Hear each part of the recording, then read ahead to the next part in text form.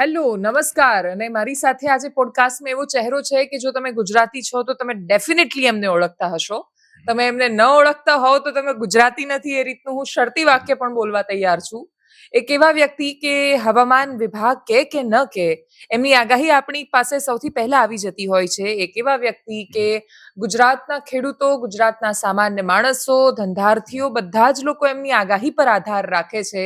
તમે સમજી ગયા છો. મારી સાથે અંબાલાલ કાકા છે. અંબાલાલ કાકા, thank you so much. Thank you. આભાર દેવાંશીબેન જમાવટમાં આપનો. કાકા, સૌથી પહેલા તો મારે તો આ બધું બદલી વાક્ય શું છે ને શું આગાહી કરો છો ને બધા વિશે જાણવું એ પહેલા ચોમાસું આવતા આવતા ધીરું કેમનું પડી ગયું આ વખતે? બેન, ચોમાસા માટે એવું છે કે આપણું ચોમાસું જે છે એ દક્ષિણ ગોળાર્ધમાં પ્રવર્તતી વરસાદની સ્થિતિ, હિન્દ મહાસાગર ઉપર પ્રવર્તતી વરસાદની સ્થિતિ, પૂર્વ આફ્રિકાથી છેક ચીન સુધી પ્રવર્તતી સ્થિતિ, આ ઉપરાંત અરબ સાગર અને બંગાળના ઉપસાગરની સ્થિતિ અને ગંગા જમનાના મેદાનો તપવાની સ્થિતિ, ઘણા બળો ઉપરાંત બીજા જાણે અજાણ્યા બળો પર આના પર આધાર રાખે છે. આપણું ચોમાસું અરબ સાગરની શાખા અને બંગાળની ઉપસાગરની શાખા, બંને શાખાઓ સાથે ચાલે અને સક્રિય હોય અને બંને વચ્ચે ખાંચો ન પડે તો આપણા ત્યાં સચરાચર વરસાદ જે છે ગુજરાતના ભાગોમાં થાય. પણ આ વખતે વરસાદ અંગે જોઈએ તો કેરળ કાંઠે બેઠેલું ચોમાસું લગભગ મજબૂત થઈને કર્ણાટક સુધી પહોંચ્યું, દક્ષિણ મહારાષ્ટ્ર સુધી પહોંચ્યું, મુંબઈ સુધી કંઈક પહોંચવામાં હતું, પણ ત્યાંથી અટકી ગયું. કારણ કે જે આપણા દક્ષિણ પશ્ચિમના પવનો જે છે એ નબળા પડી ગયા અને ઉપરનું જે ઉપરથી છે એને પવનો એ ઉપર લઈ જવા માટે મજબૂર ન બન્યા અને આ નબળા પવનોના કારણે ચોમાસું નબળું પડી ગયું. કારણ કે અરબ સાગર અને બંગાળ ઉપસાગર બંને સાથે ચાલે અને બંનેની ગતિ હોય અને ગંગા જમનાના મેદાનો તપે અને લો પ્રેશર બને એટલે આ સ્થિતિનું નિર્માણ થયું. એટલે આપણું ચોમાસું નબળું પડી ગયું. કારણ કે જે પવનો આવતા હતા અરબ સાગરમાં એ પણ ધીમા પડી ગયા. અને મારો પ્રશ્ન એ છે કે અંબાલાલ કાકાને આટલું બધું ભૂગોળ કેમનું ખબર છે? શું ભણ્યા છો તમે? હું બીએસસી એગ્રીકલ્ચર કર્યું છે. અચ્છા. પણ ભૂગોળમાં મને આ રસ છે. એટલે આ બાબતમાં આપણે જોવા જઈએ તો આપણું ચોમાસું આપણું પોતાનું વાગવું નથી, વૈશ્વિક છે તો આપને ખબર છે. ઉપરાંત જે ઉપરના લેવલે પ્રેશર બને છે એ પણ અગત્યનું છે. આધુનિક વિજ્ઞાન પ્રમાણે જોવા જઈએ તો ભૂમધ્ય મહાસાગરમાં થતો વરસાદનો જમાવડો, ઇન્ટરટ્રોપિકલ કન્વર્જન ઝોન ITCZ, ઉપરાંત MDO, આ બધા આધુનિક ફેક્ટરો છે. MDOને સ્ટ્રેચ છે 1, 2, 3, 4, 5, 6, 7 એ આધુનિક છે. પણ પ્રાચીન વરસાદ વિજ્ઞાન આમાં ઘણું કામ કરતું હોય છે. એટલે પ્રાચીન વિજ્ઞાન શું છે? પ્રાચીન વરસાદ વિજ્ઞાનમાં કુદરતી લિપિ છે. વરસાદ કેમ, શિયાળો કેવો રહ્યો, ઉનાળો કેવો રહ્યો, ચોમાસું કેવું રહ્યું, વરસાદનો ગર્ભ કેવો રહ્યો. વરસાદનો ગર્ભ જે છે એ કારતક સુદ 12 છે. આકાશ રક્તવર્ણનું થઈ જાય છે ત્યારે તેનું ઋતુસ્રાવ ગણાય છે. અને માગસર સુદ બીજે રક્તવર્ણનું માગસર સુદ બીજે પૂર્વાષાઢા નક્ષત્રમાં જ્યારે ચંદ્ર આવે ત્યારે વરસાદનો ગર્ભ બંધાય છે. અને આ વરસાદનો ગર્ભ 10 જે નિમિત્તો છે એનાથી યુક્ત હોય. વાદળ, વીજળી, છાંટા પડવું, ઇન્દ્ર, મેઘ જંતવું, પરિવેશ થવો, આવા 10 વસ્તુ છે અને એનાથી યુક્ત થાય છે. અને ત્યાર પછી લગભગ માગસર મેલો એટલે વાદળાવાળો અને પોષ ઠંડો હોવો જોઈએ, ઠંડુ, જેમાં આપણે કંઈક ઝાકળ પડે, કંઈક હિમયુક્ત હોય. અને મહામાસ પણ મેલો જોઈએ, વાદળોવાળો જોઈએ. ચૈત્ર ચોખ્ખો જોઈએ. ચૈત્રમાં દનિયા તપવા જોઈએ. ચૈત્ર 6 થી 14 સુધી લગભગ અશ્વિનીથી રેવતી નક્ષત્ર સુધીના જે દિવસો છે તપવા જોઈએ. અને ત્યારબાદ જેઠ સુદ બીજે ફળ નાખવા જોઈએ. જેઠ સુદ બીજે ગાજવીજ ન થવી જોઈએ. અચ્છા, ગાજવીજ ન થવી જોઈએ એકદમ. અને વૈશાખ છે એ વીજ વહેલો રહેવો જોઈએ, આંધીઓ આવવી જોઈએ. સકે 7 આંધીઓ આવે તો સારું. અને એક એ છે હાંડો અને બાંડો. હાંડો અને બાંડો એટલે આઠમનો જે છે અષાઢ સુદ પૂનમનો પૂર્ણ ચંદ્ર હોય એ વાદળોમાં રહેવો જોઈએ, કારણ કે અષાઢ એ ધોળી માસ છે અને ધોળી માસમાં વાદળનો જમાડો રહેતો જ હોય છે સ્વાભાવિક. એટલે પૂનમનો ચંદ્ર વાદળોમાં એક રાસવા, હું ગામઠી ભાષા બોલી તો વાંધો નહીં ને? ના ના, બધાને ખબર પડશે. એક રાસવા એટલે ગ્રાસ જેટલો ઊંચો જઈ અને પછી વાદળોમાં આવે તો એ ચંદ્રને હાંડો એટલે પૂર્ણ ગણાય છે, અને આઠમનો અર્ધ ચંદ્ર છે એને બાંડો ગણાય છે. આ ટર્મિનોલોજી પ્રાચીન છે, આપણી દેશી ભાષા છે હાંડો ને બાંડો. હા, એટલે એ પણ જે ચંદ્ર છે એ પણ વાદળોમાં રહેવો જોઈએ. અચ્છા. અને આ ઉપરાંત કેટલાક પવનો પણ છે, પરંતુ દેવાંશીબેન આ મૃગશીર્ષ નક્ષત્ર છે. આપણા નક્ષત્રો સૂર્ય નક્ષત્રો પછી ગણાય છે. ધારો કે 7મી કે 8મી જૂને મૃગશીર્ષ નક્ષત્ર બેસે. ઓકે. અને મૃગશીર્ષ નક્ષત્ર બેસે ત્યારે 8મી જૂને દરિયામાં પવનો બદલાય. ઓકે. અને દરિયામાં કરંટ આવે, અને આ મૃગશીર્ષ નક્ષત્રમાંથી પવન ફૂંકાવો જોઈએ, ફેંકાતો પવન હોવો જોઈએ. હિન્દ મહાસાગરના નાકા ઉપર, નાકું એટલે ખબર છે ને? ના. ગામનું આગળ પાદર નહીં, પણ અચ્છા, એ રીતે હિન્દ મહાસાગરના નાકા આગળ. હા હા, ટર્મિનોલોજી ગામથી રાખી. હા હા, ખબર પડી ગઈ. એ નાકા ઉપર પવન ફૂંકાતો જોઈએ. અચ્છા, એટલે એનો પ્રવેશ થાય ત્યાં પવન ફૂંકાવો જોઈએ.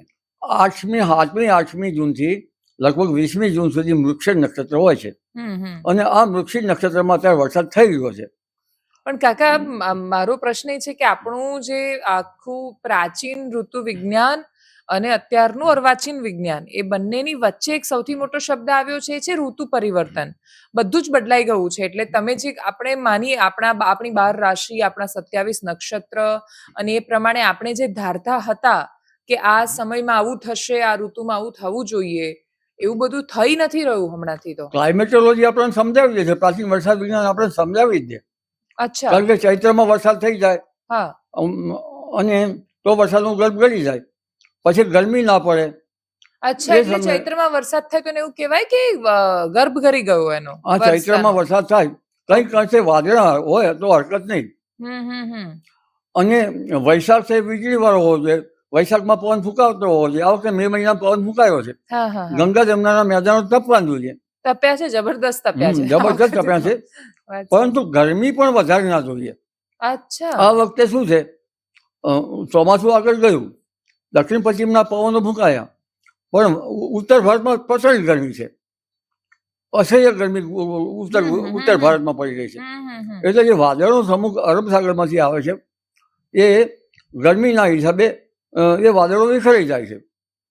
અચ્છા. તો આમ તો ગરમી હોય તો લો પ્રેશર બને, ને લો પ્રેશર ઉપલા લેવલે ઠંડક મળવી જોઈએ, તો ભેજ આખો બને. મિલીબાર કેટલા 1001 થી 1003 મિલીબાર ચોમાસામાં થતું હોય છે. એટલે એના તમે એના ઉપરથી કેટલા મીટર છે એ ગણો તો ઉપલા લેવલે વાદળો જે છે, આપણું જે હવામાન જે છે આધુનિક વિજ્ઞાન પ્રમાણે એ 12 કિલોમીટર ઉપર આધાર રાખે છે.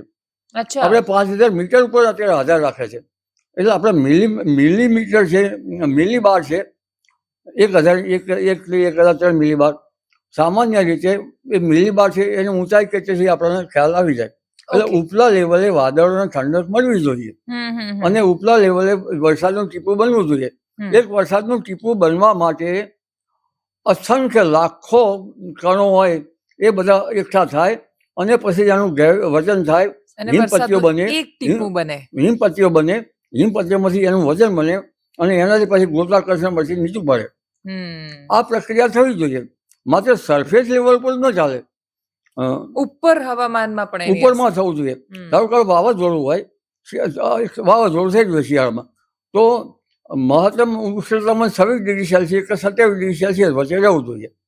હમણાં દક્ષિણ પશ્ચિમ જે આપણો અરબ સાગર હતો એ તટસ્થ હતો, કારણ કે ઇન્ડિયન ઓશન ડાયપોલ કે એવું કંઈક કહેવાય છે ને, આયોલિક. એટલે એ પણ હકારાત્મક જોઈએ, પોઝિટિવ જોઈએ.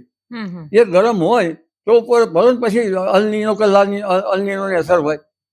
એટલે એ આ વખતે પરિબળ તો પણ નથી ને, આ વખતે અલ નીનો નું પરિબળ ક્યાં અસર કરે? અલ નીનો પરિબળ છે અત્યારે હાલ છે. અચ્છા, હું તમને સમજાવું. ઓકે. ના હું આપણે એ સમજીએ, પણ એ પહેલા ગુજરાતના લોકોના મનમાં જે છે, કેમ કે મેં છે ને જ્યારે લાસ્ટ ટાઈમ તમારો ઇન્ટરવ્યુ કર્યો ત્યારે થોડો અવાજ બહુ મજા નહોતી આવી એમાં, એટલે મારા મનમાં એ બધા પ્રશ્નો છે કે જે એકદમ સામાન્ય જે લોકો તમારા વિશે પણ બહુ જાણવા માંગે છે. કેમ કે અમારી ઓફિસમાં હમણાં એક છોકરો આવ્યો, તમારી સાથે હું વાત કરી રહી હતી ને ત્યારે, તો એ બીજા કોઈને નહોતો ઓળખતો, પણ તમારા અવાજ પરથી કે અંબાલાલ કાકા હતા, એટલે મેં કહ્યું અંબાલાલ કાકા હતા. તો તમે ક્યાંના છો, તમે ક્યાં ભણ્યા, એ બધું જાણવું છે. હું સરદાર પટેલ યુનિવર્સિટી આણંદનો ગ્રેજ્યુએટ છું.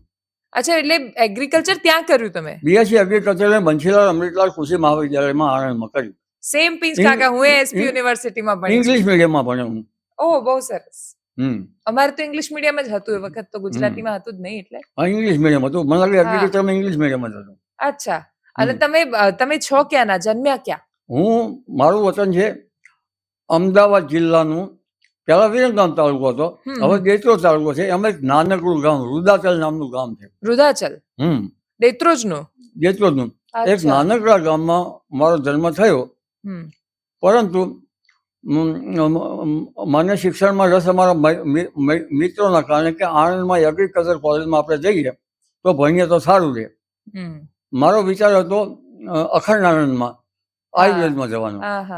પછી મિત્રો સાથે બીએસસી એગ્રીકલ્ચર આણંદમાં કર્યું, અને આણંદમાં કર્યા પછી બીએસસી એગ્રીકલ્ચર લગભગ 70-71 ગ્રેજ્યુએટ થયો, અને પછી લગભગ 72માં મને ગુજરાત સરકારમાં નોકરી મળી ગઈ. એટલે 1972માં હું ગુજરાત રાજ્ય બીજ પ્રમાણ એજન્સીમાં સુપરવાઇઝર તરીકે નિયુક્ત થયો. અને આ વખતે બિયારણ પાસ કરવાનું હોય, અલગ અલગ ઠેકાણે પેલા પ્લોટો લે, પ્લોટોમાં એમાં ફી ભરવાની, ફી ને બધું એ પ્લોટોમાં જોવાનું હોય કે વાવેતર વિસ્તાર કયો થયો, કયો સર્વે નંબર છે, એનું આકલન થાય. પછી એ પ્લોટોમાં રોગિંગ કરવાનું હોય. રોગિંગ એટલે ધારો કે કપાસ છે, શંકરચાર કપાસ છે, તો શંકરચાર કપાસ અને એનો અમેરિકન, એનો મેલ અમેરિકન નેપ્ટરિલિયસ મેલ છે અમેરિકાનો, ફિમેલ ગુજરાત 67 હોય. તો આ બંનેનું આપણે ક્રોસિંગ કરીએ તો એમાં નવી બ્રીડ મળે. એમાંથી નકશી આપણે બધું આજુબાજુના જે ફૂકેસર હોય મેલ એ કાઢી નાખે. પછી અંદર દાંડી લે ફિમેલની, એના ઉપર અમેરિકાનો જે કપાસ હતો એને ઉપર ફેરવવામાં આવે, પછી એને બાંધવામાં આવે. અત્યારે તો ઘણી વખત નળી ચડાવવામાં આવતી.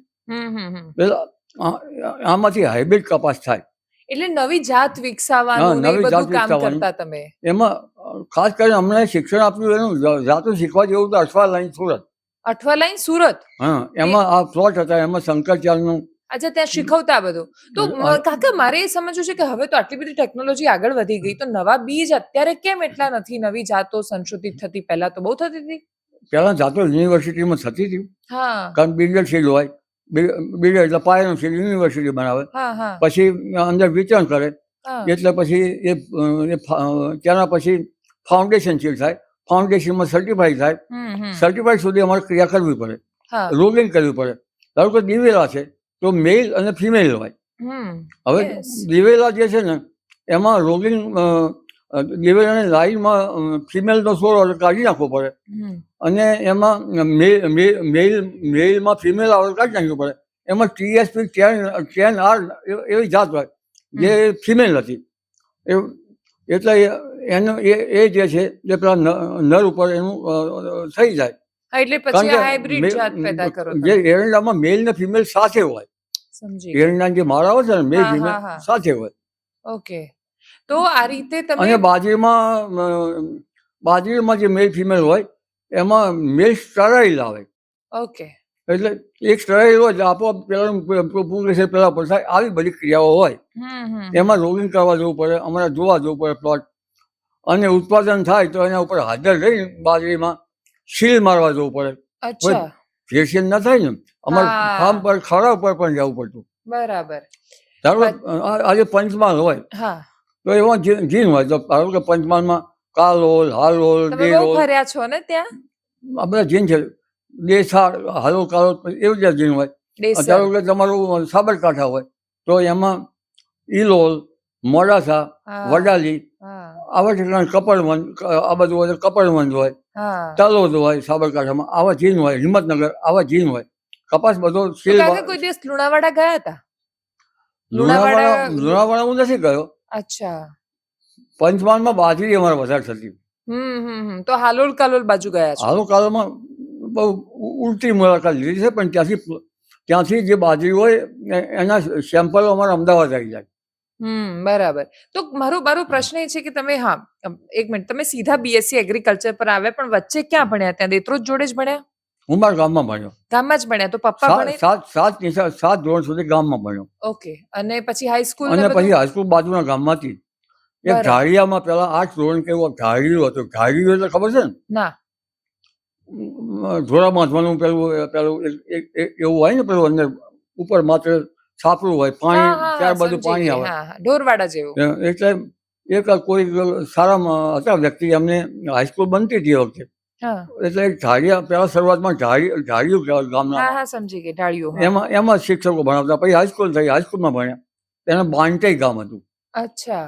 ત્યાં 11મા ધોરણ શિક્ષણ લીધું અને પછી બીએસસી એગ્રીકલ્ચર આણંદમાં કર્યું. અને મમ્મી પપ્પા ભણેલા હતા? મારા ફાધર કંઈક 7 ધોરણ સુધી ભણેલા છે. ઓકે. અને મારા મધર ભણેલા નતો, પણ ગણેલા વધારે હતા. એમને કંઈક વસ્તુ ગણી હોય તો ધારો ખેતરમાં પૂરા 100 પૂરા હોય તો 10 ની ઢગલી કરી 10 વખત કરતા 100 થઈ જાય, એવું ગણતા આવડે. અમારા દાદીમાં શું કરતા એ તમારે જાણવા જેવું છે.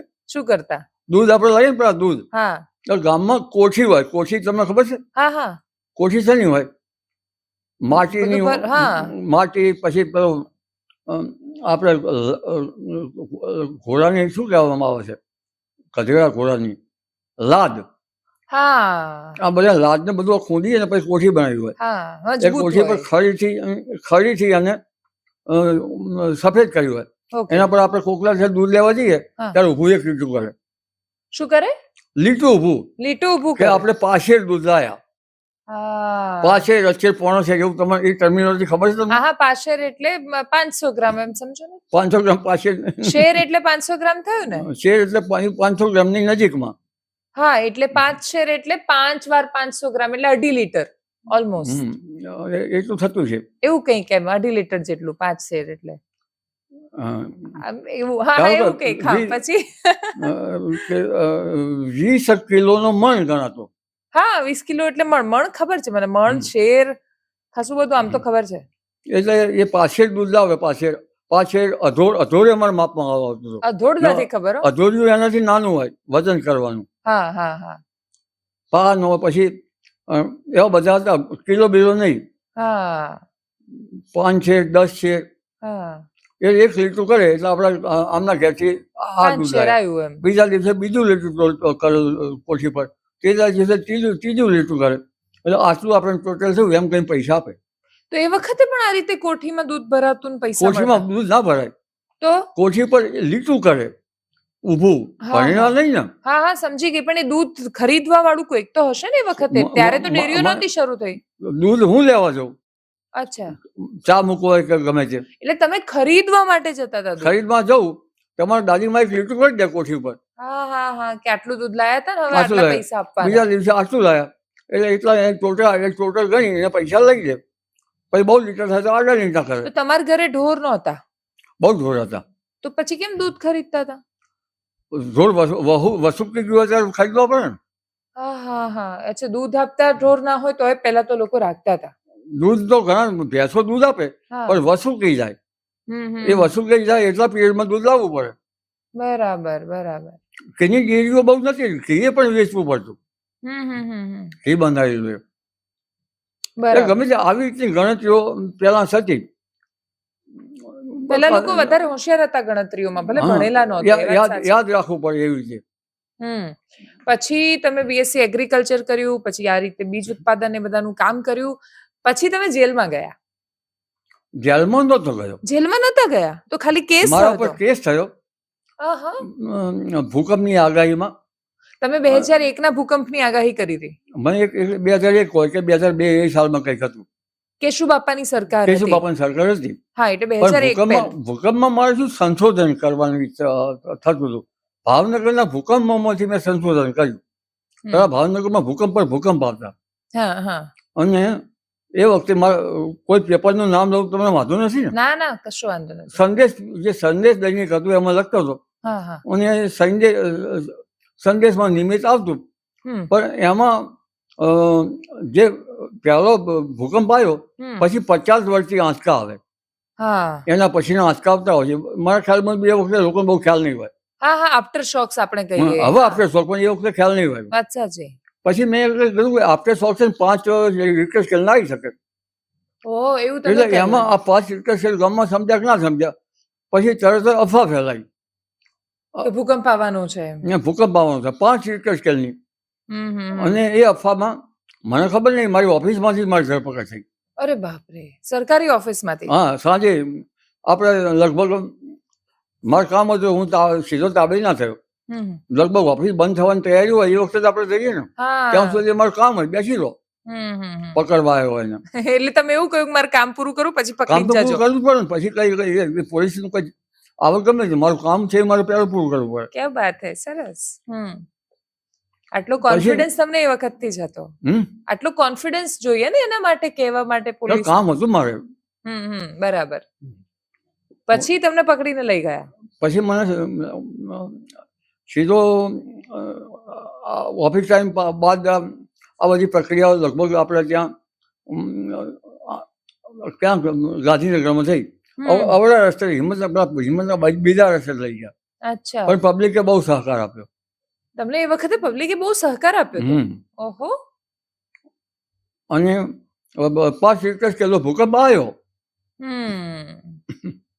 એટલે પછી છોડી દીધા? તારીખમાં છોડ્યા નહીં, કેસ ચાલ્યો. કેસમાં હું નીચે છૂટી ગયો. કેટલા વર્ષ ચાલ્યો કેસ? એ બધું યાદ નહીં, પણ લાંબો ચાલ્યો. ખાસો લાંબો ચાલ્યો? યાદ નથી બહુ. બરાબર. તો કારણ કે મારો ઈરાદો છે ને જાગૃતિ ફેલાવવાનો હતો. એમાં આપણે શુભ આશય હતો. અને પ્રાચીન જે જ્ઞાન છે એમાં આવું છે જ. ઇન્દ્રમંડળનું કામ, મહેન્દ્ર મંડળનું કામ, પણ એ બાબતમાં ઊંડા ઉતરવું નથી. કારણ કે એ વસ્તુ ભૂલવામાં મજા છે. વાત સાચી છે. એમાં સરકારે શું કરે, અફવાત ફેલાય છે, એકદમ વાયદો કે ફેલાતી હોય છે. અત્યારે તમે જુઓ છો કોઈ દિવસ? તમારી પાસે મોબાઈલ છે જ ને, તમે વાપરો છો, ફેસબુક વાપરો છો? ફેસબુક નથી બહુ જોતો. તો કોઈ છે ખરું અકાઉન્ટ તમારું? હા, બધું છે ખરું. ફેસબુક કાઢવું આવે ખરું, પણ ફેસબુક હું લગભગ ભાગે જોઉં છું. મને એમાં નથી. તો શું જુઓ, વોટ્સએપ જુઓ છો? વોટ્સએપમાં વધારે મારા જે શેર કરું, ધારો કે ભગવાનના નામ શેર કરું, બીજા શેર કરું. હા, તો એમાં આમ કરીને ફોટો હોય, અંબાલાલ કાકાની ભારે આગાહી, આવું જોયું છે તમે? એવું ક્યારેક ક્યારેક જોઉં છું. ઘણી વાર તો આગાહી તમે કરીએ નથી હોતી. હા, પેલા એવું હતું. હે ને, એવું થતું હતું ને. તો આ દુનિયા આપણે શું કરીએ? આ જમાવટમાં આપણે આવ્યા તો એમાં પાછળ જે કોમેન્ટ લખવા વાળા છે, ગમે તેવી કોમેન્ટ લખી દે છે. તો તમે વાંચો છો કાકા એ કોમેન્ટ બધી? ક્યારેક જોઈ લઉં છું. પણ કાકા બધા આમ તો સારું જ લખે છે. 90% લોકો તો સારું લખે છે. એક વખત પહેલા એવું લખતા. ખરાબ લખતા હતા પહેલા? એટલે આપણે ગયો ઇન્ટરવ્યુ કર્યો તો એમાં કે એની પહેલા કોઈ એવું આવેલું ખરું એક વખત. શું આવ્યું હતું? આ તો દુનિયા છે, સારું કહેવા જેવું નથી કઈ. અચ્છા, એટલે ખરાબ લખેલું હતું? ખરાબ લખે, લખવા વાળા લખ્યા કરે. અચ્છા. હાથીને કૂતરા ભસ્યા કરે.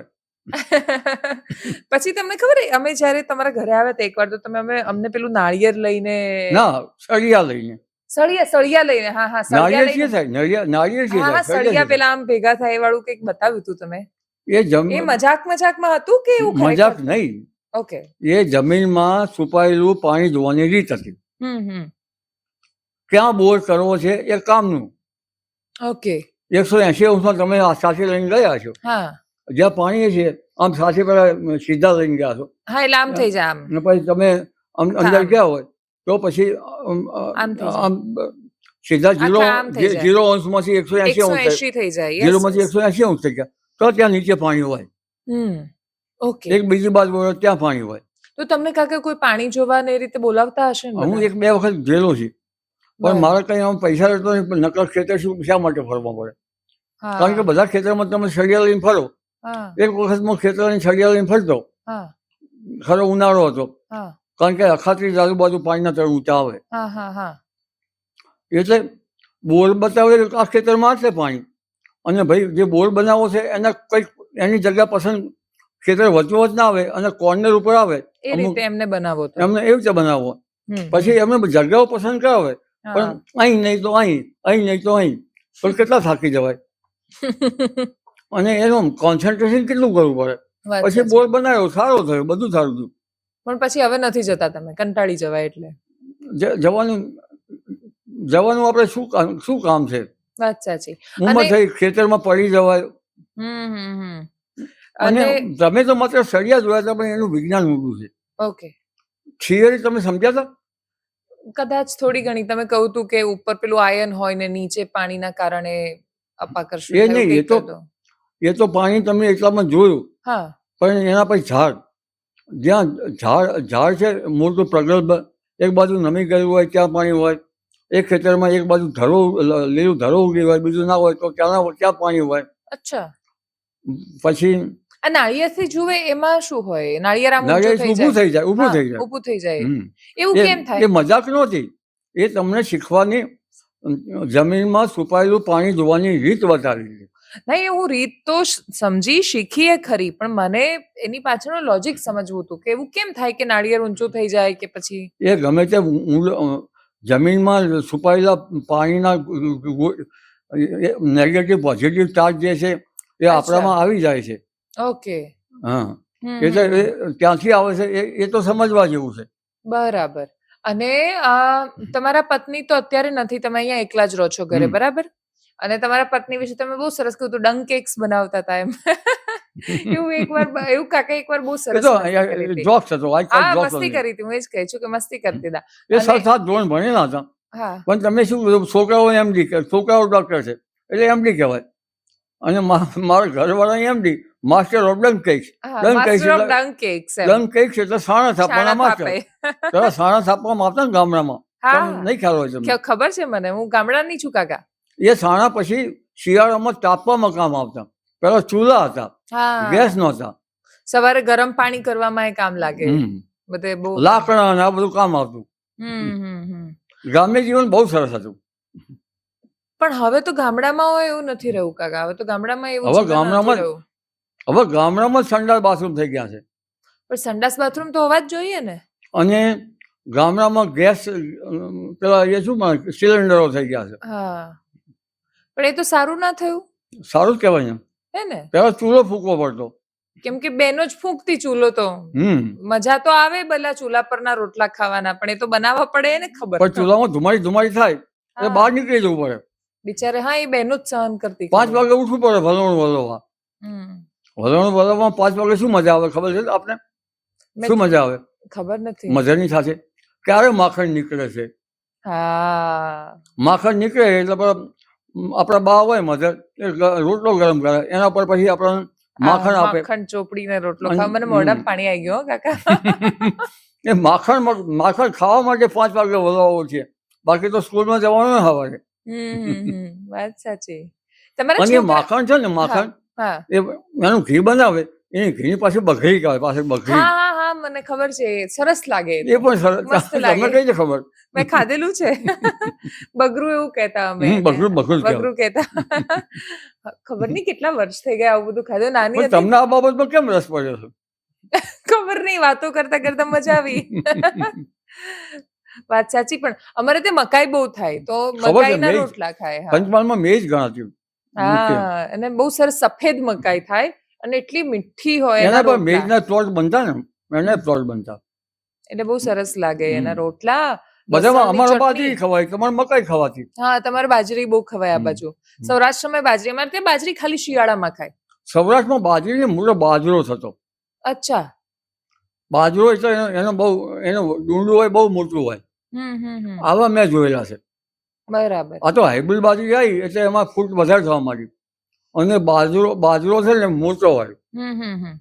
તમે ખેતી અને આ આગાહી બધા સાથે સંકળાયેલા છો, એટલે સમજવું છે કે ખેડૂતનું જીવન પહેલા સારું હતું કે અત્યારે સારું છે?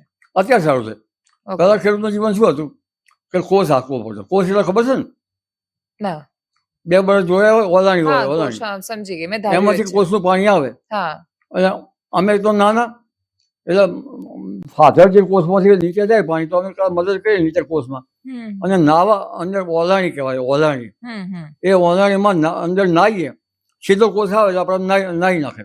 આહા અથવા મજા આવે. બાજુમાંથી જતું હોય ને બાજુમાં હા હા અવાડો બનાવ્યો, અવાડો. અવાડો અવાડો, એ હા અવાડામાં ઢોર બી જ પાણી નવાય. પીવે ત્યાં. આમ ઓલાણીમાં ઘણી વખત એક વાર સાપ છુપાઈ ગયો, બોલો.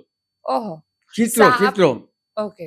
એવું ખડ ચિત્રો આવે છે. તમે ખડચિત્રો, કરો ને ખડચિત્રો જે પોઈઝનસ હોય. એક કરડો તો એમ કે હા જાડો થઈ જાય પગ એવું કહેવાય છે, પણ બરાબર. કરડો નથી.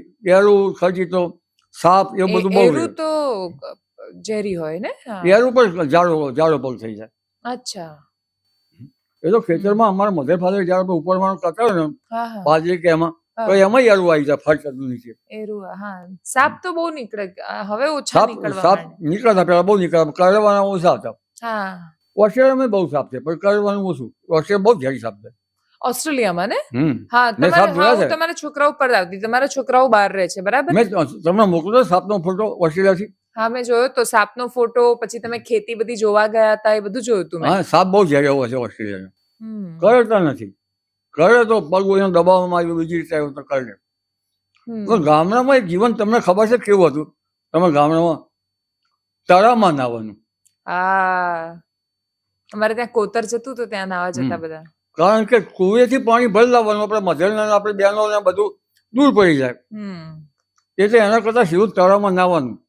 હા એટલે નાવનું પાણી તળાવમાં ના ભરી લાવવું પડે. ઝાડ ઉપર ચડવાનું, એમાંથી નીચે આમાં ભૂસકો કહીએ. તો તમને તરતા આવડે છે? ના નીચે તળાવમાંથી ઉપરથી આપણે સીધા ઊંચા હાથ રાખે એને બરસી કહેવાય, અચ્છા. અને આમ પગ વાળી નાખે એને કંઈ બીજું કહેવાતું. એટલે સીધી બરસી જ તમે ઝાડ ઉપરથી તળાવ ઊંડું હોય એમાં જાઓ એટલે પછી ઊંડા નીચે ઉતરી જાઓ.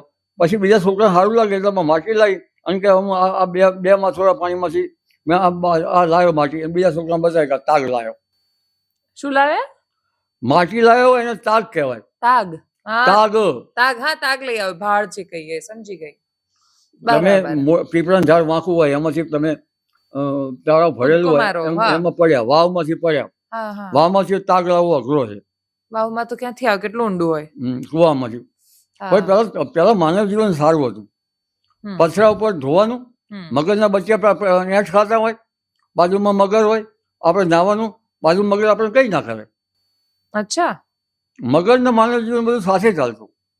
હા એટલે સહજીવન સારી રીતે એ લોકો ને પ્રાણીઓની વચ્ચે રહેતું, સમજી ગઈ. અને મગર જે છે એમાં આપણે જેમ ઘોડાની લાળ હોય એવું મગરમાં એનું સંડાસ કે શું કહેવાય એને, ખબર નથી. હા બધા ક્રિયા તો કરે ને.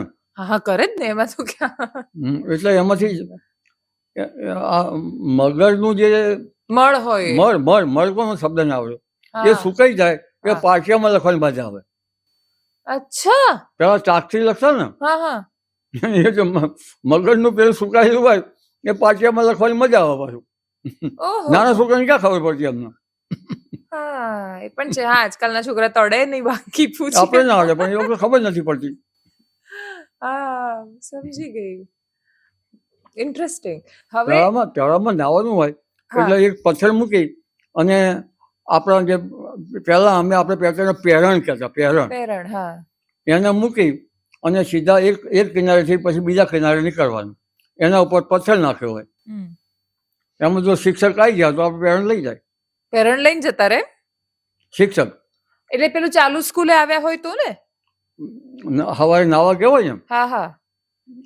ચાલુ સ્કૂલમાં ના નાવા જવાય, નાવા ગયા હોય હા. તો બાળકો નાવા ઝાડામાં ના જાય, શિક્ષકના મનમાં ડૂબી જાય હા, એટલે એમને ચિંતા થાય એટલે. શિક્ષકો, એટલે હા. ઘેર ફરિયાદ કરે. હમ. પછી મધર ફાધર આપણને ઠપકો આપે, હમ. આવું તળાવમાં નહીં જવાનું નાવા, ઊંડા તળાવમાં નહીં પડવાનું. ઓકે. પછી તમને પેલા રાગનો ને ગાવાનો એ બહુ શોખ છે તમારા video? હમણાં અમારે મિસિસ ઓફ થઈ ગયા પછી એ ડેવલપ થયો શોખ, એવું છે? પછી મેં હાર્મોનિયમ લાવ્યો. બરાબર. એટલામાં હાર્મોનિયમમાંથી પછી બધા સપ્તક છે શીખ્યો. તો અત્યારે તમે વગાડો છો ના હાર્મોનિયમ? અત્યારે વગાડતા બંધ આવડે છે? મૂકી દીધું. કેમ? ટાઈમ જ નહીં મળતો અત્યારે. અત્યારે તો બધું મીડિયામાં જ જતો હશે ટાઈમ, હે ને તમારો? એ વખતે સમય મળતો. હા. એટલે પછી એમાં રાગ કલ્યાણ છે, બીજા રાગ છે. એક મલ્હારનું કશુંક અથવા કલ્યાણનું તમને જે ગમે એ સંભળાવો ને. અત્યારે તો ખ્યાલ નથી. ગમે તે સંભળાવો ને. બરસો બરસો બરસો બરસો બરસો મેઘ મલ્હાર, આવું હોય છે બધું. અચ્છા, એટલે વરસાદને ઇન્વાઇટ કરે છે કે આવો. ના ના, નરસિંહ મહેતા નાવા પડ્યા હતા, ગરમ પાણી આપેલું ઓકે. એમને. પેલા શું કહેવાય, એમના ભાભીએ. એ તો નહીં ના શકે ને. એ નરસિંહ મહેતા કેદાર ગાયો, બરસો બરસો, પછી વરસાદ આવ્યો. અચ્છા. રાગ કેદાર. અચ્છા, તમે જે ગાયું એ રાગ કેદાર. મને અત્યારે યાદ નહીં, ભૂલી ગયો છું અત્યારે. બરાબર. પણ એમાં બરસો બરસો રાગ કેદાર એવું કઈ બધું છે. ઓકે, તો તમને કયું યાદ છે અત્યારે? અત્યારે નહીં યાદ રહ્યું. નથી યાદ રહ્યું? બાકી એક દિવસ તમે સરસ ગાયો, તમે હા, વિડિયો. એ વખતે મને યાદ હતું, અત્યારે બધું ભૂલી ગયું. અચ્છા, મેં એવું વિચાર્યું હતું કે અંબાલાલ કાકા આવશે ને તેમની જોડે ગીત ગવડાવીશ. મને પાયલ કહીને ગઈ હતી કે કાકા સરસ ગાય છે, એમને કેજો ગાય એમ. એ વખતે મને આવડતું હતું. અચ્છા. ધીરે ધીરે ભૂસાઈ ગયું. પણ એવું કઈક છે ગામમાં, જેવું તેવું આવડે એવું ગયું કઈ. હા હા, જે આવડે. Yes yes. ના તો મારા દેવતા થઈ ભલા, એ ભલા માં તો મારા દેવતા ગણેશમાં આવે છે. ઓકે. થઈ ભલા, ઓ ભલા.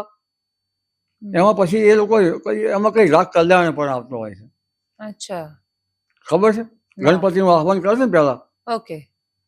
દુદાળો દુઃખ ભંજનો સદાય બાળે વેશ, પ્રથમ પેલા સમજીએ ગણેશ ગણપતિ ગણેશ, પછી ગણેશ આવે, પછી ગણપતિ નાચતા હોય. નાચો મારા દેવતા, નાચો મારા દેવતા, થઈ ભલા, ભલો માર રામા, ભલો માર રામા, ભલો ભલો ભલો ભલો માર રામા. આવું હોય છે. ખબર છે? ના, ખબર નથી. હા, કશું જ નથી ખબર. આમાં ઝીરો. હું યાદ રાખી શું કરવાનું.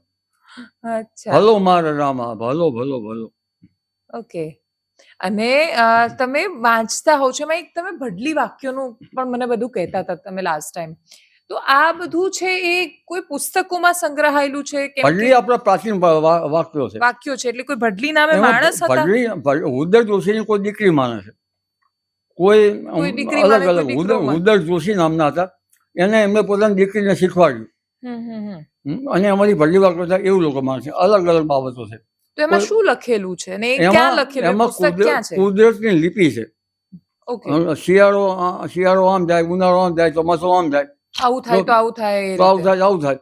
ધારો કે એક તમને કહ્યું કહું, ઘોર અષાઢી પંચમી, ઘોર અષાઢી પંચમી, અષાઢ સુદ પાંચમી, જો ઝબુકે બીજ, દાણા વેચીને હળ કરો, રાખો બળદને બીજ. અષાઢી પાંચમી વીજળી થાય તો તમે બીજે રાખો અને બળદે રાખો, કારણ કે વરસાદ થવાનો, તૈયાર રહો એમ. મતલબ ખેતી માટે તો, મતલબ ખેડૂતો માટે તો પહેલા બહુ બધું લખાયેલું છે. આ બધું હતું. ધારો કે પાણી વિશે લખાવું છે, આ તો આપણે એના માટે ઘણું લખાયું છે. 10 ગર્ભ આખા છે. અને પ્રાચીન વરસાદ વિજ્ઞાનમાં તો એનો દોણ છે. ગર્ભ ગળી જાય ને તો એક અષ્ટમાં દોણ, જો વરસાદનું ગર્ભ થાય તો ગળી ગયો, ગર્ભ ગળી ગયો ગણાય છે. અચ્છા. અને આ બધું તમે કયા પુસ્તકોમાં વાંચો છો? શેમાંથી? વારાહી સંહિતામાં. વારાહી સંહિતા. હા, એમાં છે મેઘનો ગર્ભ, મેઘનું પ્રસવ, મેઘનું ગળી જવું. એમાં અગરબત્તી બનાવવાનું રહેશે. પછી એમાં કુવામાંથી જે નસલે મેં જોયું કે કુવાનું પાણી જોવાનું. હા હા, પાણી કેવી રીતે જોવાનું હોય. એમાં 8 જાતના ઇન્દ્રની શાખા, શિવની શાખા, આ બધી 8 જાતની શાખાઓ છે પાણીમાં. અને એ પાણી અંદરથી કેવી રીતે આવે એ છે. તળાવ બંધાવવાનું છે. ધારો કે તળાવ આપણે ઉત્તર દક્ષિણ બનાવીને પૂર્વ પશ્ચિમ, આપણા જે પવનો જે છે એ આ બાજુના હોય તો એ તળાવ સારું નહીં. એટલે એ તળાવમાં જે લાંબુ ચાલે એના માટે તળાવ બનાવવાનું કેવી રીતે બનાવવું છે એનો ઉલ્લેખ છે. અને તમે જ્યોતિષ પણ જુઓ છો? જ્યોતિષમાં મને રસ છે. હે ને? સિદ્ધાંત સંહિતા અને હોરા 3 બાબત છે. ઓકે. શું સિદ્ધાંત સંહિતા અને હોરા? હોરા ધારો કે આપણે તો મેદની જ્યોતિષ છે, ગણિત છે, મેદનીય શાસ્ત્ર. હા, બધું અલગ અલગ. હોરા ગણિત છે. હા, ગણિતમાં એમાં જન્મકુંડલી કેવી રીતે બનાવી, સપ્તાહ, નવમાં, ત્રીસાંશ, વિષાંશ. 2 કુંડળી હોય ને, એક જન્મ કુંડળી અને એક ચલ કુંડળી, હે ને? નહીં, કુંડળીઓ પેલા વિધુ રાશિ કુંડળી એટલે ચંદ્રની કુંડળી હોય, હા, ચંદ્ર. પછી જન્મ લગ્ન કુંડળી હોય, પછી ત્રીસાંશ હોય, અષ્ટમા હોય, નવમાંશ હોય, વિષાંશ હોય.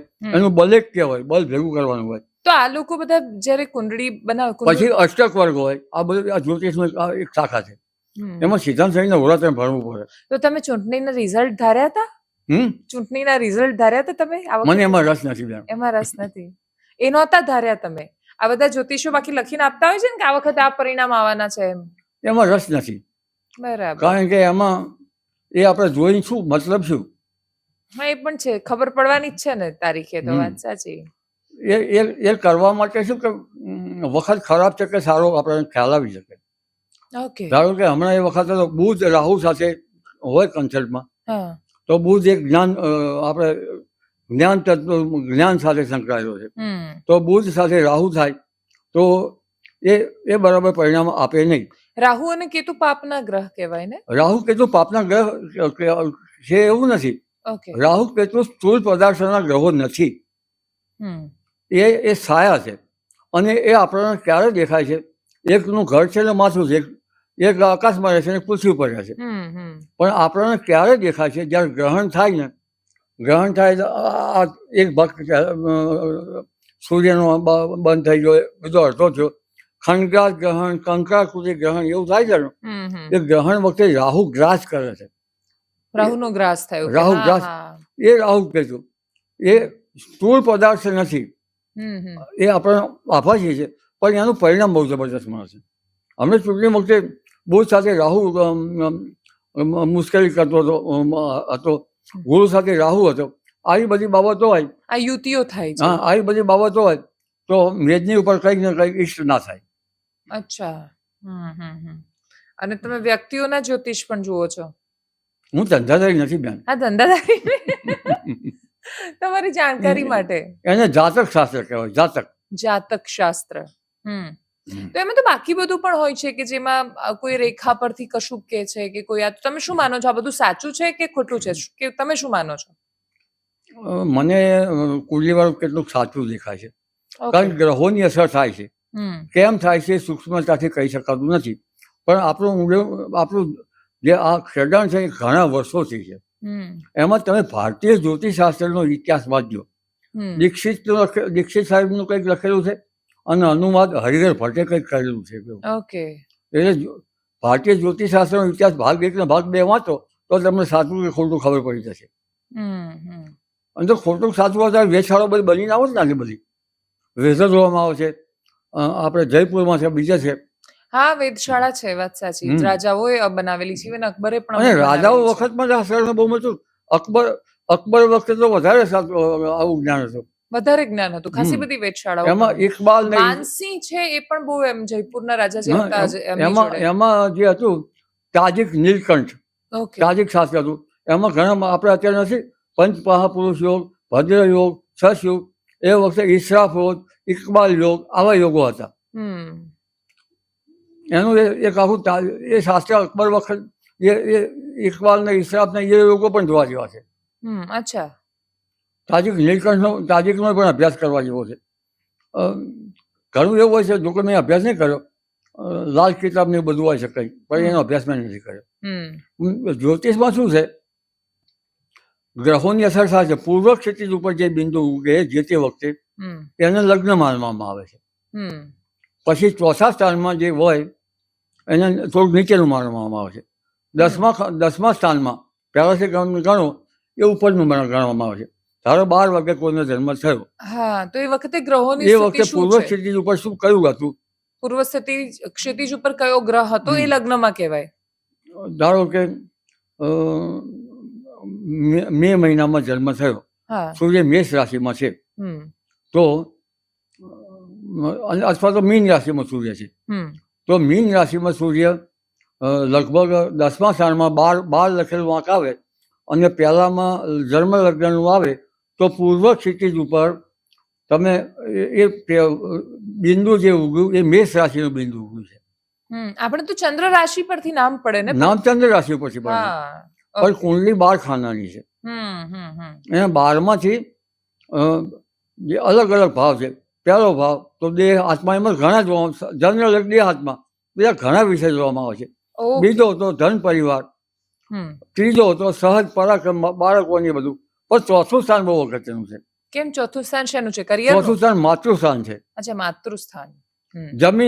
જમીનનું સ્થાન છે. પિતાનું સ્થાન, માતાનું સ્થાન છે. પણ ચોથા સ્થાનમાં સૂર્ય હોય તો અડધી રાત્રે જન્મ હોય.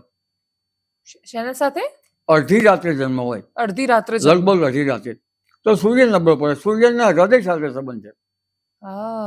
તો આપણે અડધી રાત્રે એવું અનુમાન કરાય કે અડધી રાત્રે જન્મ જે બાળકો જન્મેલા છે એમના હૃદય ઉપર કોઈ અસર છે કે નહીં એ જાણવું જરૂરી બને. એટલે રિસર્ચ નો વિષય છે. તો બપોરે જન્મ્યા હોય જે લોકો એકદમ ભર બપોરે, એ લોકો કેવા હોય? સરસ હોય? 12 વાગે જન્મે સૂર્ય બરાબર 10મા સ્થાનમાં હોય. હું પોણા 2 જન્મી છું એટલે પૂછું છું. પણ જે 10 વાગે 8 કે ધારો કે પરોઢે જન્મ્યા હોય અને 8 કે 9 વાગે જન્મ્યા હોય એટલે બીજા સ્થાનમાં અને 12મા સ્થાનમાં સૂર્ય હોય તો ચશ્મા હોય. ચશ્મા હોય? યાર, હું બપોરે જન્મી છું પણ તોય ચશ્મા તો છે જ મારે. નહીં, આ તો બીજા 12માં. અચ્છા, બપોરે જન્મ્યા છો એટલે તમને આ બધું ફાવે છે વ્યક્તિત્વ. બરાબર. કારણ કે તમારો સૂર્ય 10મા સ્થાનમાં છે 12 વાગ્યાની આસપાસ. ઓકે. 5મા સ્થાનમાં વિદ્યાનું ગણાય છે. ઓકે. સંતાન વિદ્યાનું. 6મું સ્થાન આરોગ્યનું. 7મું સ્થાન દાંપત્યનું છે. 8મું સ્થાન આયુષ્યનું છે. 9મું સ્થાન ભાગ્યનું છે. 10મું કર્મનું છે. 11મું લાભનું. 12મું વ્યયનું છે. એમાં 4 રાશિઓ તો ફરતી જ જવાય. તો હવે અંબાલાલ કાકા આવું ગણાય છે. આવી રીતે ગણાય છે. જવું ના જવું બીજી વાત છે, પણ આ સંશોધનનો વિષય છે. હા, વાત સાચી. કોઈ ભરોસો કરે ન કરે, પણ જો કઈ લખેલું છે તો એના વિશે રિસર્ચ થવું જોઈએ. અને મને એવું લાગે ઘણું બધું થઈ પણ રહ્યું છે. ભરોસો કરે કે ન કરે તો પછી આટલું બધું ખેરણ કેમ થયું? આટલા બધા પુસ્તકો કઈ રીતે લખે? એમને કપોલ કલ્પિત પુસ્તકો નહીં હોય? હા, એક્ઝેક્ટલી. હા, એટલે ઘણા બધા આ બાબતમાં આપણે સૂક્ષ્મ કહી શકાતું નથી, પણ આ કંઈક અનુભવી આગળ વધારી શકાય. અને રાજા રજવાડા વખતે એને આશ્રય મળતો ચાલતું. હા, અત્યારે બધી યુનિવર્સિટીઝમાં એટલું રિસર્ચ આ બધા વિષયોમાં નથી. યુનિવર્સિટી શીખવાડવામાં આવે છે ને જ્યોતિષ? હા, શીખવે છે. બહુ રિસર્ચ એટલે અમુક જગ્યાએ થઈ રહ્યું છે. પણ અને બાકી કેવું છે કે કાકા ખોટું પણ ઘણું બધું ચાલે છે ને, એટલે ભરોસો. પૈસા કમાવાનું ખોટું ચાલે છે ને, એ તો ના ચાલે. હા, એટલે એના ચક્કરમાં પછી શું ભરોસો પણ લોકોનો તૂટે. એમાં શું જ્યારે હોય ત્યારે બધા ગ્રહો ભયપ્રદ બાબત બતાવે. ભયપ્રદ બાબત. હા, ડરાવે માણસોને કે તમારો શનિ મંગળ યોગ છે તો તમને આમ થશે. તમારા 8મા સ્થાનમાં રાહુ છે, તમારું આયુષ્ય ઓછું છે. પેલા વગર આયુષ્ય ઓછું. એટલે શ્રદ્ધા જન્માવાની જગ્યાએ ડર જન્માવે છે. એટલા માટે હું તો જ્યોતિષને દાનનું શાસ્ત્ર માનું છું. ઓકે. કારણ તમે તો આ મેદનીય શાસ્ત્ર પણ દાનનું જ માનો છો ને? તમે આગાહી થોડી પૈસાથી કરો છો? એમ નહીં. મેદનીય જ્યોતિષ એ મેદની ઉપર બનાવવાના છે. પણ દાનનું શાસ્ત્ર કેમ છે કે ધારો કે 8મા સ્થાનમાં રાહુ છે તો 8મા સ્થાનમાં તમે રાહુનું દાન કરો, બસ સપ્તદાન છે કે બીજું, તો એક બાબત બીજી બાબત સાથે દુઆથી સંકળાયેલી છે. મેં તમને બુધવાર આપ્યા, બરાબર? 11 નાળિયેર સમુદ્રમાં પધરાવવાના આપ્યા, તો આપણે તળાવમાં પધરાવો તો માછલીને પંક્ચર ના કરી શકે. દરિયામાં તો મોટી માછલીઓ, વેલ નામની માછલીઓ અંદરથી ખાય તો પાણી મળે ને એને. પછી તમે કંઈકને દાન આપો, ધારો કે તમે અમુક ગરીબ સમાજને દાન આપો તો એ દાનમાં એને દુઆ મળે ને. હું તો માનું જ્યોતિષ દુઆ સાથે પણ સંકળાયેલું છે. પણ ભયપ્રદ બાબતો જે છે એને નુકસાન કરી રહી છે. આપણે એમ જ કહું છું કે ધારો કે મારું મૃત્યુ કે અંબાલાલ તમારું મૃત્યુ 8મા રાહુ છે, તમારું મૃત્યુ થવાનું છે, તમારું આ વખત છે સપ્ટેમ્બર કે ઓક્ટોબરમાં, તો હું એમ જ કહું જ્યોતિષના તમારું મૃત્યુ ક્યારે થવાનું છે? ધારો કે આ વખતે ના થયું, તમે તમારું મૃત્યુ શોધ્યું છે? અચ્છા, એના વિશે ક્યાં કોઈને ખબર છે? હા, એનું સંશોધન થયા વિના આગળ કરી રાખો. ક્યારેક બાબત છે શનિ મંગળ હોય, કન્જક્શન ઓફ સેટર્ન અને Mars, cause some time of event, તો એની તમે રેમેડી લો. અને we have remedies, right? ધારો કે તમે 8મા પહેલા સ્થાનમાં મંગળ, ચોથા સ્થાનમાં મંગળ, 8મા મંગળ હોય, એમાં સૂર્ય મંગળ અંગારક યોગ હોય, તો પરવા વગર થવાનું, ઓપરેશન થવાનું, આવું કંઈક થતું હશે તો એની તમે રેમેડી લો. પણ સૂર્ય મંગળ યોગમાં ઘણા અક્ષર છે, ડોક્ટર મંગળ ગુરુ જેવા છે, સૂર્ય મંગળ જેવા મજબૂત પણ હોય છે. એ બધાનું રિસર્ચ થવું જોઈએ. છેલ્લું છે. હા, વાત સાચી છે. એ તમે જે અંગારક યોગની વાત કરી તો ગુસ્સો ખરેખર આવતો હોય છે એવા લોકોને, બહુ બધાને. કાલસર્પયોગની અસરો ઘણી દેવા જોવા મળે. શું ઘણી વખત આપણે કુંડલી જોઈને કહી શકીએ કે તમારી સંતતિમાં મેલ છોકરો એક જ છે, એટલે કે હા છોકરો એક જ છે, અમારે નથી. દીકરીઓ ઘણી છે. કાલસર્પ છે ને એ મેદનીમાં અસર કરતો હોય છે, માણસને જાતક ઉપર પણ અસર કરતો હોય છે. કાલસર્પ હોય તો મેદની ઉપર ઘણા મુશ્કેલીઓ થતી હોય છે. આ વખતે ચૂંટણીમાં ખરાબ લોકો ઘણા બનતા હતા આ ઇલેક્શન વખતે. કોઈક માટે ખરાબ ને કોઈક માટે સારા. મેદનીય માટે વાત કરીએ છીએ. અચ્છા. મેદનીય માટે. વ્યક્તિગત જ્યોતિષ નહીં કરતો. ધારો કે કોંગ્રેસ છે, ભાજપ છે, એના માટે મેદનીય અસરો શું કરે છે? એ મેદનીય અસર બહુ ખરાબ થતી. એમાં કાલસર્પ હોય તો વધારે અસર થાય.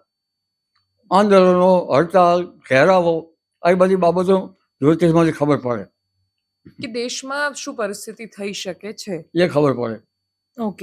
છેલ્લું ચોપડી નરપતિ જયચર્યા આવા ગ્રંથો વાંચવા પડે. પછી દુર્ગ ચક્ર આવે છે, તો દુર્ગ ચક્ર બહાર ગયો આવો હોય, અંદર આવો હોય તો લશ્કર ક્યારે લડે તો આપણો દુર્ગ છે, સચવા છે કે નહીં. તો આ દુર્ગ હતા. દુર્ગ એટલે કિલ્લાઓ. દુર્ગ ચક્ર પણ ડેવલપ થયેલું છે. ઘણા ચક્રો ડેવલપ થયેલા છે. એ આખું નરપતિ જયચર્યા તમે વાંચો, બીજા ગ્રંથો વાંચો. હા, ઇવન ભૃગુ સંહિતામાં પણ ખાસું. ભૃગુ સંહિતા જુદી વાત છે. એમાં જ્યોતિષશાસ્ત્ર વિશે ખાસું, હા એ જ જાતક પણ છતાંય ખાસું લખેલું છે. પણ આમાં જે છે ને આ નરપતિ જયચર્યા બીજામાં આવે. દૂર ચક્ર, બીજા ચક્રો, ત્રીજા ચક્રો, ચક્રમાંથી નક્ષત્રો વ્યૂ, કયો વ્યૂ, કઈ રીતે દુર્ગને આપણે કબજે કરવો.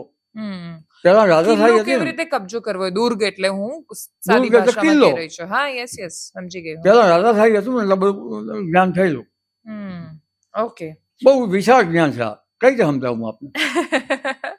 એ તો એક એપિસોડમાં ક્યાંથી ખબર પડવાની. પણ તોય કાકા, મારો છેલ્લો પ્રશ્ન કે તમે આગાહી ને બધું કરો છો અને આખું ગુજરાત તમને જાણે છે, પણ મોટા ભાગે તમે તો કોઈ અપેક્ષા વગર કરો છો.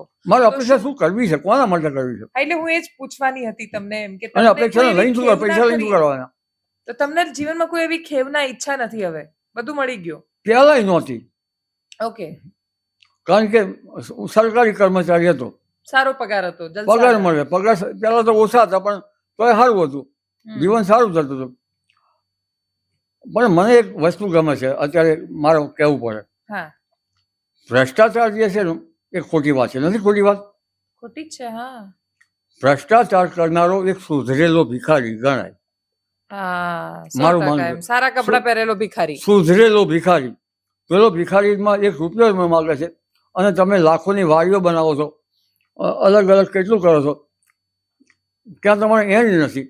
એટલે એક સુધરેલો ભિખારી, ઇમ્પ્રુવ્ડ બેગર્સ, હું એમ માનું છું. તમે શું માનો? તમે જે માનતા હોય. Whatever you think. તમે પહેલા મને એવું પૂછ્યું કે તમે શું માનો છો, પછી તરત કહો છો તમે જે માનતા હોય. પછી મારે ના કહી શકાય. Whatever you think. નહીં, but I agree with you. હું સહમત છું તમારી સાથે. ન થવો જોઈએ. કેમ? કારણ કે સરકાર પગાર ઘણો આપે છે, પછી શું ભ્રષ્ટાચાર ના થવો જોઈએ. હા, અને ઓછો પગાર આપતા તો ભ્રષ્ટાચાર શું કરવો પડે? મેન્ટેન તમે ઓછામાં કરો. કે આ લોકો કરોડો ખાય છે પણ ધરાતા નથી.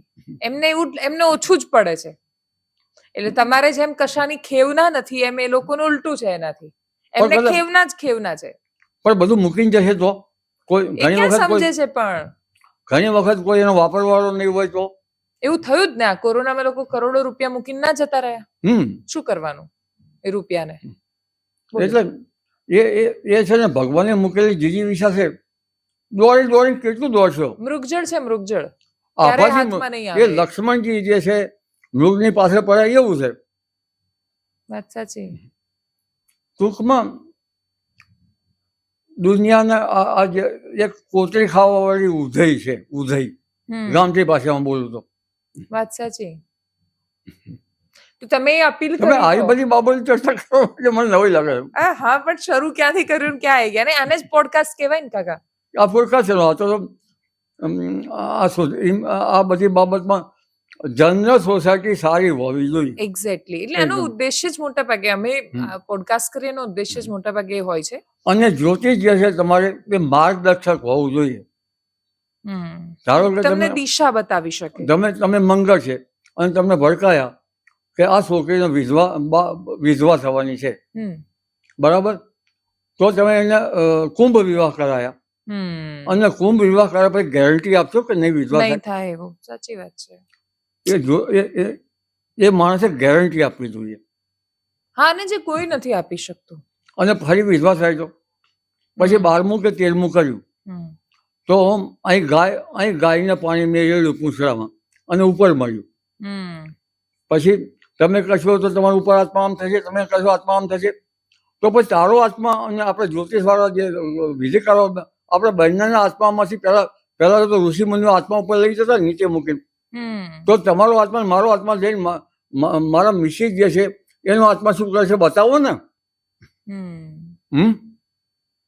પેલા ઋષિ મુનિઓ પર કાયક પ્રવેશ કરી શકતા ને, તો આપણે કાયક નીચે સ્થૂળ રહીને પછી આ કાયામાંથી ઉપર લઈને મને બતાવો આત્મા પરમાત્મા સ્થૂળમાંથી સૂક્ષ્મ શરીરમાં જઈને. એમ નહીં, તમે વિધિ કરો સાચી વાત છે, ભલે વિધિ કરો, તમે આ કર્યું તે કર્યું, તમારા આત્માને સદગતિ મળી તો આનંદ છે. અમે એક વિષય છે 12મું 13મું કે આપણે કર્યું અને સારું છે. ઘણી વખત અમે નથી જતા અમુક છે કારણ સમજી ગઈ તમે શું કહેવા માંગો છો. પણ આનું સંશોધન થવું જોઈએ. મેં ગાયને પૂછીને પાણી વેળ્યું એટલે ઉપર મળશે, સમજી લીધું ઉપર મળશે, સારું કર્યું થયું તો. પણ ઘણી ક્રિયાઓ એવી હોય છે કે તમે એને કુંભ વિવાહ કરો, અર્ક વિવાહ કરો. અર્ક વિવાહ કરાય તો પછી એ છોકરો વાંઢો રહ્યો તમે શું કરશો? અત્યારે અર્ક વિવાહ કરાય લગ્ન થશે, પણ ઘણી વખત લગ્ન ના થાય, 27 વર્ષ 33 વર્ષ પછી છોકરાનું લગ્ન કઈ રીતે થવાના છે? અત્યારે પણ આ બહુ પ્રોબ્લેમ થાય છે કાકા, છોકરાઓને છોકરી મળતી નથી એટલે બહુ મોડા જ લગ્ન થાય છે. મોડા પણ 32 35 વર્ષે તો પછી એ છોકરો બનાવ્યો 30 વર્ષ જ કરે છે હવે તો બધા. પણ એ છોકરી રહી ગયો તો સારું.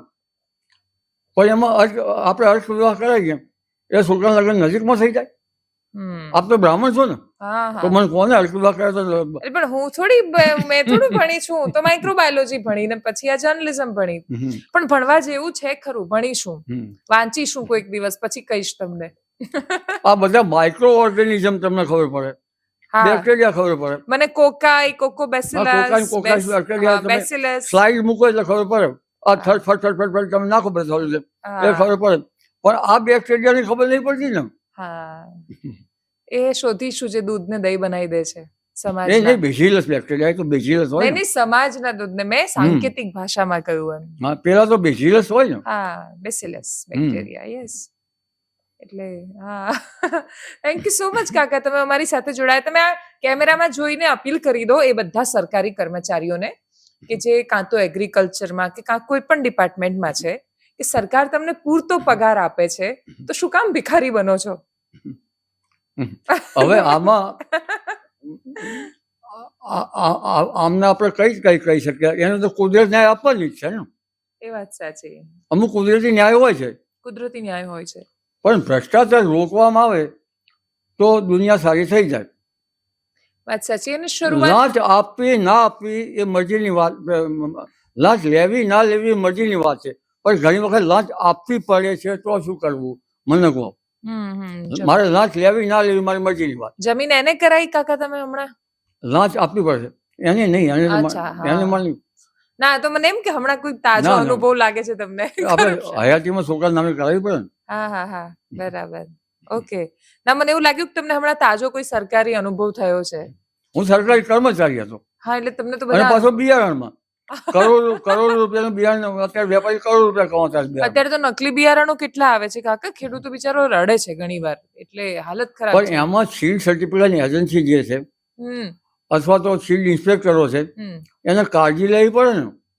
એના સેમ્પલ લેવા પડે, સેમ્પલ મોકલવા પડે, લેબોરેટરી છે તૈયાર રહેવું જોઈએ. ગ્રો આઉટ લેબોરેટરીઝ જ નથી, એમ સીડ ફેલ થાય છે. ગ્રો આઉટ ટેસ્ટ કરવા પડે. સીડ ફેલ થાય ત્યાં સુધીમાં જતા રહ્યા હોય છે માર્કેટમાં. એના ગ્રો આઉટ ટેસ્ટ કરવા પડે. ગ્રો આઉટ ટેસ્ટમાં શું રિઝલ્ટ મળે છે? સીડ એક્ટ છે, સીડ એક્ટ પ્રમાણે એક્શન લેવા જોઈએ. ફર્ટિલાઇઝર કંટ્રોલ એક્ટ છે તો એના પ્રમાણે કરવું જોઈએ. હા, એ બધી કંપનીઓને પણ બેન કરવી જોઈએ જે લોકો નકલી બિયારણ આપે છે. એના સીડ ઇન્સ્પેક્ટર સેમ્પલ લઈ અને ગ્રો આઉટ ટેસ્ટ કરે. પણ આ જે અધિકારીઓ એ સેમ્પલને પાસ કરે છે અને પછી એ નકલી નીકળે છે એની સામે પગલાં લેવા જોઈએ ને. અધિકારીઓ સેમ્પલ કઈ રીતે પાસ કરે? પાસ તો લેબોરેટરી કરે, પણ એના પછી કોઈક તો હોય ને કે જેને એપ્રુવ આપ્યું હોય કે ના તમે આ વેચી શકો છો બજારમાં.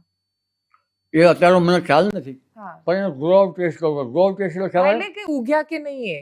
ના, ઉગ્યા પછી મોટા થયા પછી કઈ હા. જાશે? હા, ધારો કે કપાસ હશે, અત્યારે બીટી કપાસ છે, બેસિલસ thuringiensis નામનો જીન દાખલ કરવામાં આવે છે બીટીમાં. હા, તો બીટી કપાસ છે એમાં બીજી ઈયળો આવે ખાવધરી, તો એ ઈયળો એને ખાઈ શકે, ખાય તો ચયા પછી ક્રિયાને એને મુશ્કેલી આવે.